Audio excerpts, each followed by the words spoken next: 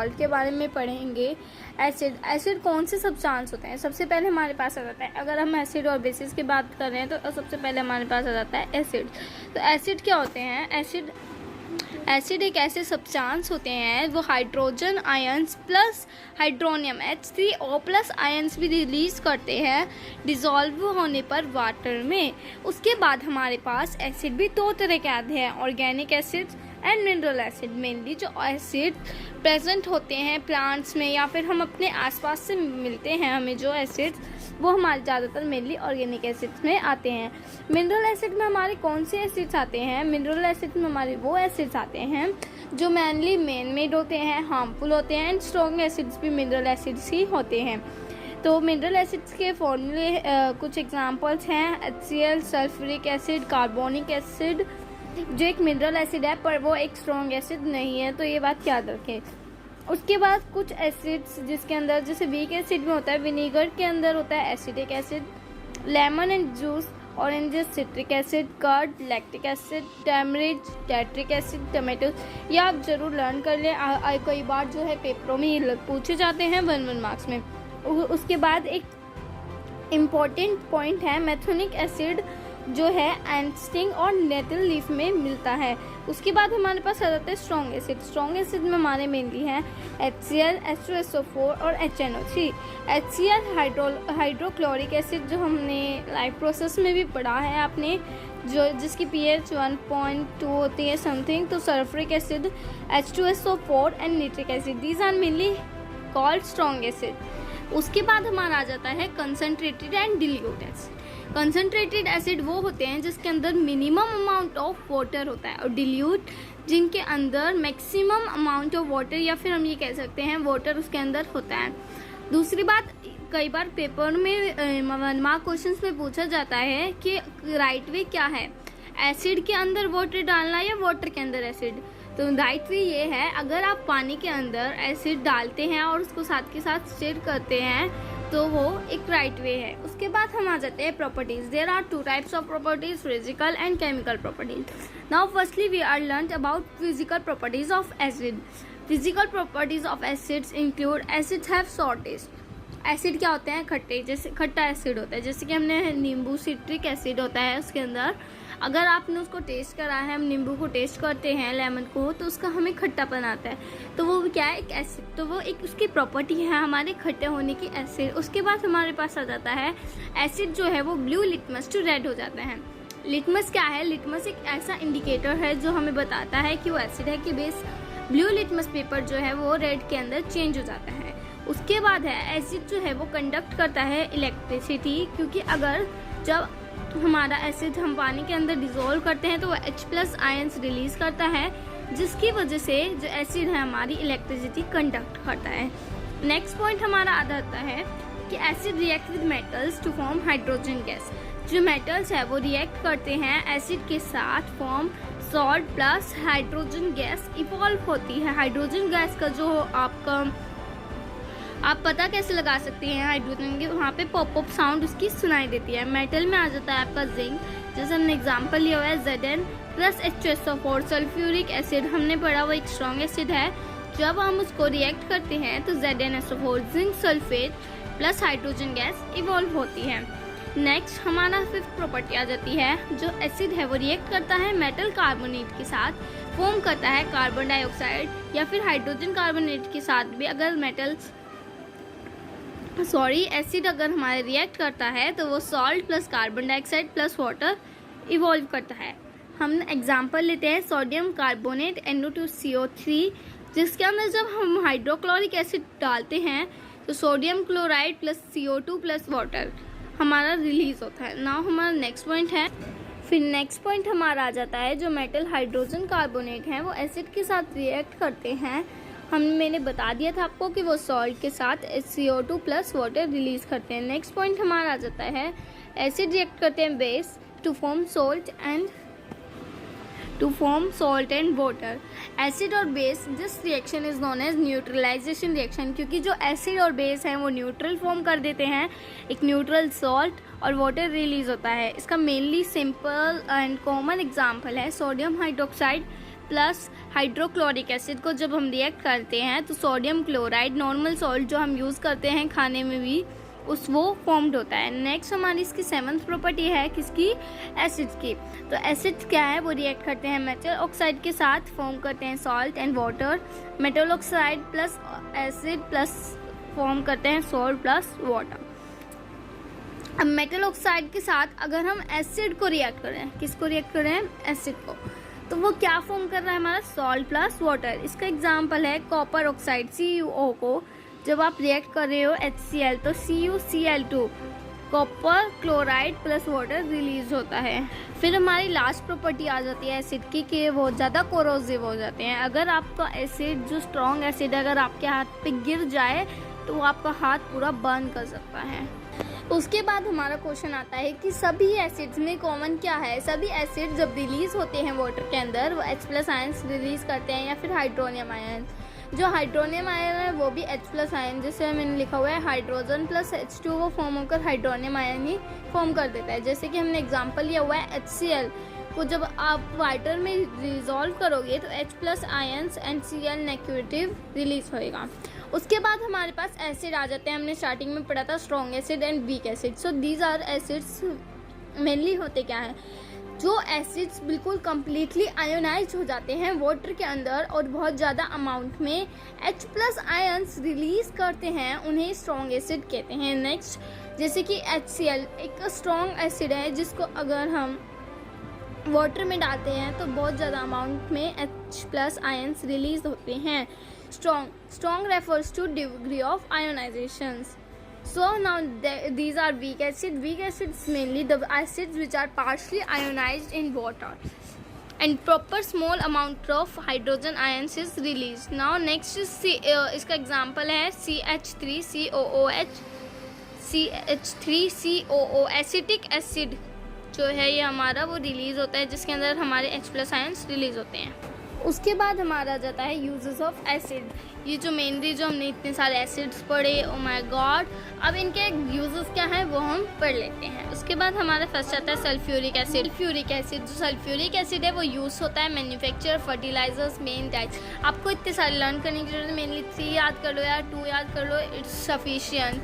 So next is nitric acid. अब हमें पता है निट्रिक हमारे फर्टिलाइजर्स में यूज होता है, अमोनिया एंड डाइस।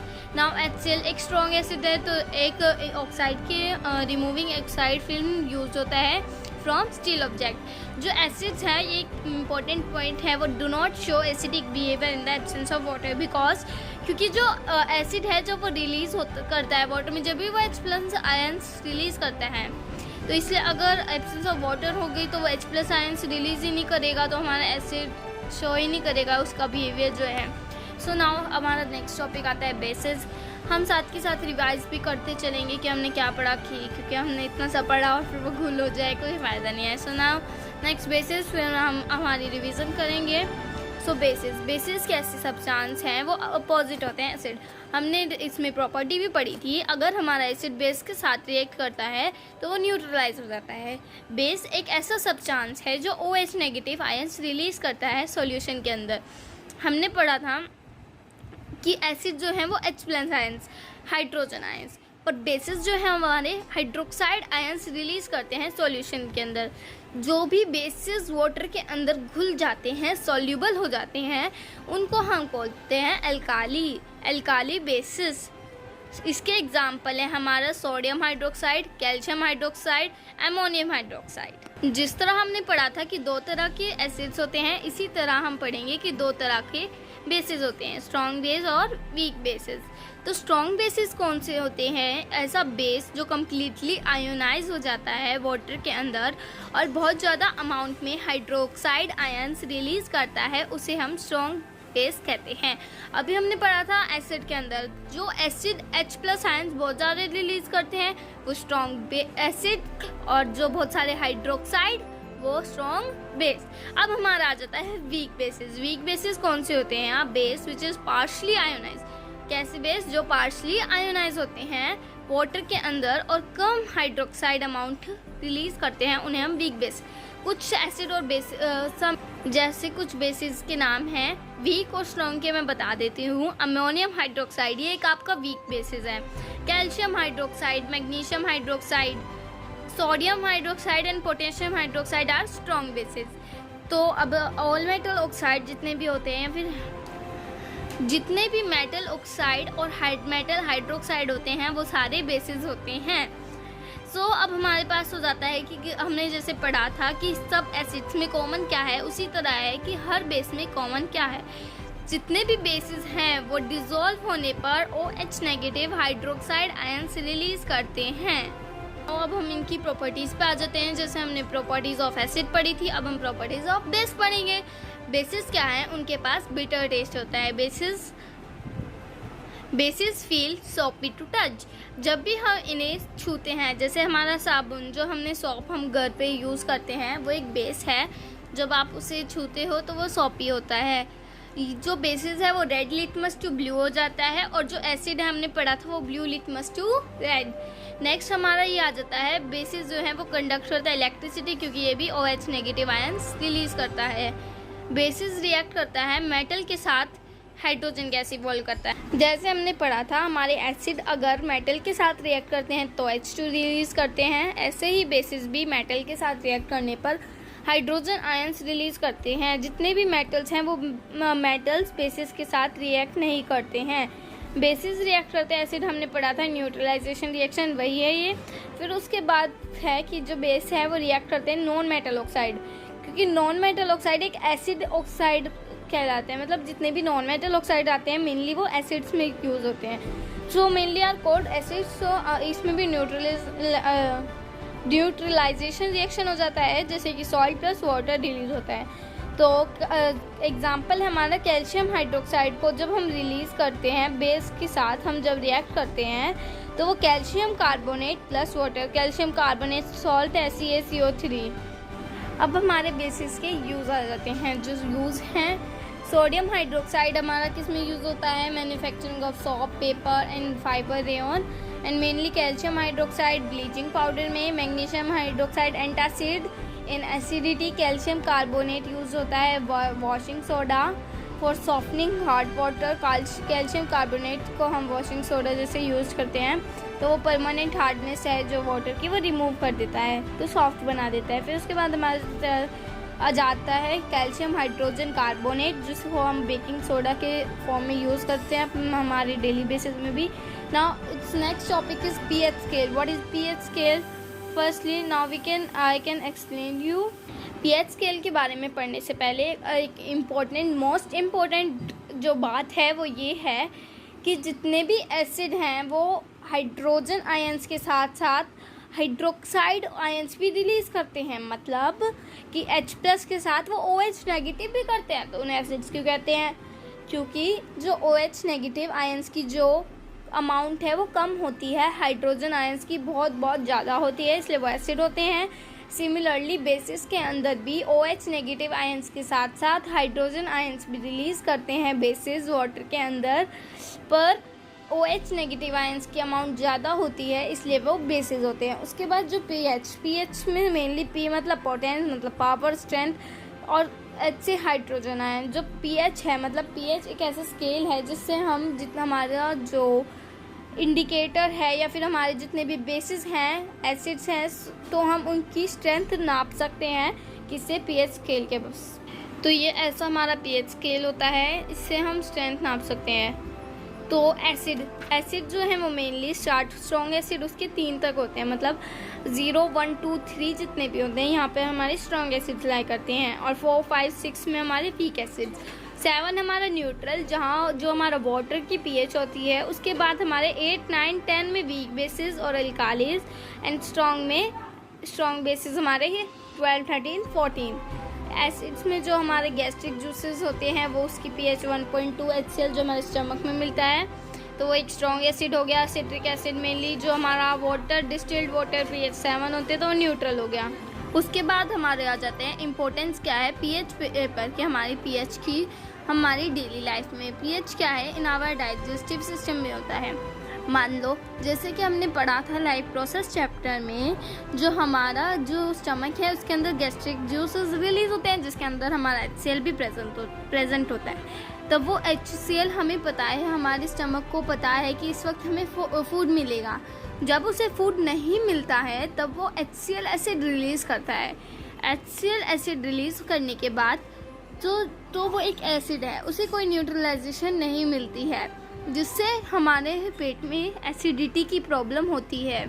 एसिडिटी की प्रॉब्लम हमारी इसी वजह से होती है। तो pH का पेपर जो है 1.2 होती है हमारे HCl की, जो हमारे स्टमक में होता है। फिर change the age the cause of tooth दिखे, it is the most important question which is come in the exams mainly. जैसे कि हमने लाइफ प्रोसेस में पढ़ा था कि हमारी जो स्ट्रॉन्गेस्ट लेयर होती है हमारे टूथ की, वो इनेमल होती है। जब हम फूड खाते हैं तो जब उसका जो pH होता है वो थोड़ा एसिडिक होता है। जब हम ब्रश नहीं करते हैं तब जो हमारा टूथपेस्ट है वो बेस है, तो हम इसलिए ही पेस्ट करते हैं जिससे कि जो हमारा जो माउथ का pH है वो न्यूट्रल हो जाए। वो न्यूट्रल हो जाने के कारण इसलिए जिससे जितने भी बैक्टीरियाज हैं वो किल हो जाएं। पर अगर हम टूथपेस्ट नहीं करते हैं तो धीरे धीरे जो हमारी माउथ की कैविटी है वो एसिडिक हो जाती है। एसिडिक होने के कारण बैक्टीरिया की प्रेजेंस बढ़ जाती है, जिसकी वजह से हमारा जो है इनेमल ब्रोक डाउन हो जाता है और हमें कैविटी हो जाती है और टूथ डिके स्टार्ट हो जाता है। प्लांट्स और एनिमल्स में भी, और self defence by animal and plants to chemical welfare. इसके अंदर जो pH की वैल्यू ये है कि अगर मान लो हमें, जैसे हमने सुना है बिरेड या फिर बीज जो होती हैं, अगर हमें काट लेती हैं वो उसके अंदर pH होता है जो हार्डली एसिडिक होता है जब भी हम लोहा रगड़ते हैं। फिर दूसरा इसका एग्जांपल है नेटल स्टिंग जो है, नेटल स्टिंग जो है मेथोनिक एसिड रिलीज कर देता है। उसके बाद सेल्फ डिफेंस बाय एनिमल में बी वाला आ जाता है, आंट स्टिंग में वो मेथोनिक एसिड रिलीज करती है। उसके बाद हमारा नेक्स्ट टॉपिक है indicators and it's type. Indicators सबसे ज़्यादा इम्पोर्टेंट इंडिकेटर्स होते क्या हैं? ऐसे इंडिकेटर्स जो हैं वो हमें बताते हैं कि ये सब्सटेंस जो है एसिड है या base by changing its colour और ओजर। हमारे इंडिकेटर 4 तरह के होते हैं। कितने तरह के होते हैं? 4 मेनली। सिंथेटिक, सबसे पहले इंडिकेटर में हमारा फर्स्ट इंडिकेटर आता है सिंथेटिक इंडिकेटर। उसके बाद हमने जैसे 4 इंडिकेटर्स होते हैं, synthetic, natural, olfactory and universal. Synthetic indicator की मेनली 2 टाइप है, मिथिल ऑरेंज एंड फिनोथैलिन। फिर natural indicators litmus paper, litmus, turmeric, red cabbage. Olfactory में 3 onion, vanilla essence and clove. Universal indicator, now अब इनके बारे में हम पढ़ते हैं। सो टाइप्स ऑफ इंडिकेटर में हमारा इंडिकेटर में आ गया है लिटमस पेपर। लिटमस पेपर क्या है? लिटमस जो है मेनली एक पर्पल कलर का एक्सट्रैक्ट होता है जो लिटरन पेपर, लिटरन जो एक प्लांट है उससे निकलता है। जो लिटमस है वो 2 तरह के उसमें डिवाइड हो गया है, blue litmus paper and red litmus paper. जो ब्लू लिटमस पेपर है वो ब्लू टू रेड में चेंज हो जाता है और रेड टू ब्लू हमारा बेस में। मिथाइल ऑरेंज ऑरेंज कलर का होता है मेनली, और जो एसिड में वो रेड कलर का हो जाता है और बेस में येलो। फिनोथैलिन कलरलेस सॉल्यूशन होता है और ये कलरलेस एसिड में होता है और बेस में पिंक। टर्मरिक आ जाता है, जैसे हमने हल्दी देखा होगा, येलो एसिड में सेम ही रहता है और बेस में रेड। अगर हमारे हमारे जो क्लॉथ्स हैं पे अगर हमारे वेजिटेबल गिर जाती है, जैसे सब्जी गिर जाती है, तो वो येलो कलर में हो जाती है। और उसके ऊपर पर अगर हम उस पर जो साबुन है वो या फिर डिटर्जेंट रगड़ते हैं तो वो रेड में। क्यों? क्योंकि उसके अंदर वो बेस होता है, तो वो उसकी वजह से होता है वो रेड। तो नाउ रेड कैबेज जो हमारा एसिड मेनली ये भी पर्पल होता है, पर्पल कलर में, और एसिड में रेड एंड बेस में ग्रीन। अनियन जो है ये है ऑल्फैक्टरी इंडिकेटर्स। जो अनियन है, स्मेल ऑफ अनियन इसके अंदर प्रेजेंट होती है, पर अगर बेस के अंदर हम अनियन करें तो वो नो स्मेल। जैसे कि वनीला एसेंस भी है हमारा, स्मेल ऑफ वनीला इसके अंदर एसिड में हमें दिखती है और बेस में नहीं दिखती, मतलब नहीं महसूस होती। अनियन अगर हम एग्जांपल लें, शैम्पू के अंदर अनियन जूस डालते हैं तो हमें अनियन की स्मेल नहीं आती, तो वो इसी वजह से। आता जाता है यूनिवर्सल इंडिकेटर। जो यूनिवर्सल इंडिकेटर है वो स्ट्रेंथ के साथ वो कलर के साथ साथ स्ट्रेंथ भी बताती है हमारे एसिड और बेस की, वो कितना स्ट्रॉन्ग है या कितना वीक है। तो ये जो यूनिवर्सल इंडिकेटर है वो बहुत ज़्यादा मिक्सचर होता है कई सारे इंडिकेटर्स का, जो डिफरेंट कलर देता है और डिफरेंट वैल्यू देता है हमारे पीएच स्केल पर। क्या यूनिवर्सल इंडिकेटर, हमने पीएच स्केल के बारे में पढ़ लिया है। इस वीडियो में इतना ही। अगर आपको ये अच्छी लगी हो प्लीज़ लाइक करें और नेक्स्ट पार्ट ज़रूर देखें जिसमें सॉल्ट के बारे में बताऊंगी।